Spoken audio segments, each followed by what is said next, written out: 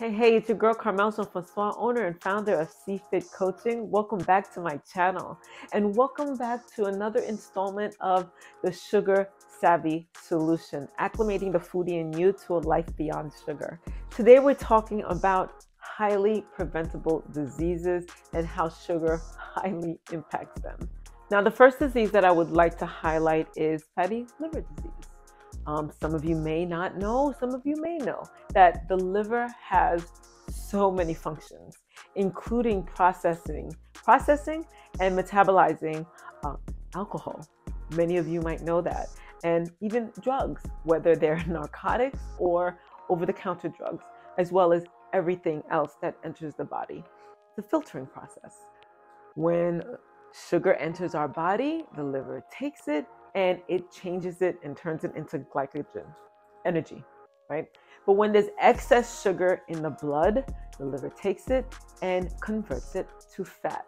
And eventually, over time, with all the excess sugar continuing to enter the body and the liver continuing to do what it does, and with all the excess sugar that it has to turn into fat, fat accumulates, fatty liver disease.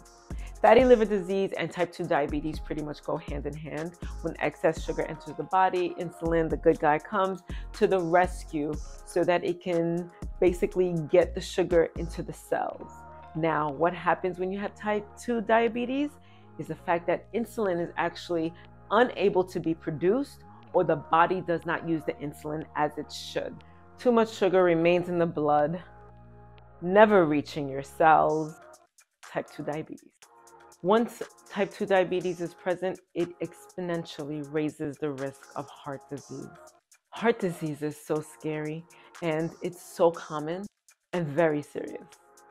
Heart disease is the leading cause of death among men and women globally, taking an estimated 18 million lives per year.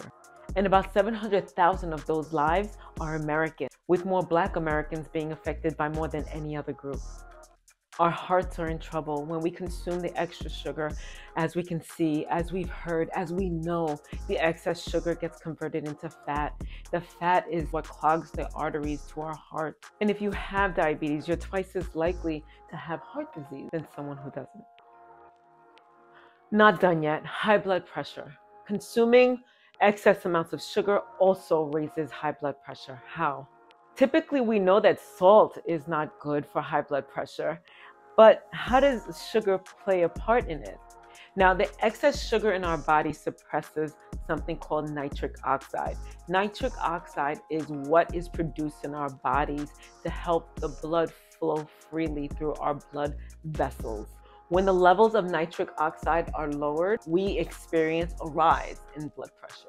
Now, let me be clear. It's the added sugars and the sugars that are present in overly processed foods, as opposed to naturally occurring sugars like in our fruits and vegetables. That's the main cause of the high blood pressure.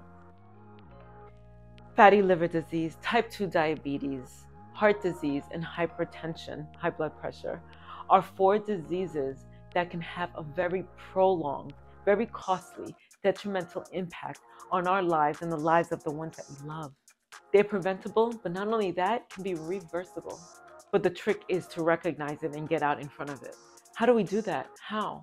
We can do that by introducing more plants to our plates, adding in the fruits and vegetables, the plants and seeds, legumes and grains onto our plates. We do it by cutting out the sugar or consuming less of it. Sugar has no place in our bodies. It really is a matter of life or death. So I'm just going to end this off by saying this has been another installment of the Sugar Savvy Solution, acclimating the foodie in you to a life beyond sugar. And I know what it's like. I too battle with sugar addiction. And that's what makes me so passionate about what I speak about when I speak about sugar. So I would urge you to like, comment, subscribe, and share. I have so much more to share with you. So join me on this journey to being sugar-free, to a life beyond sugar.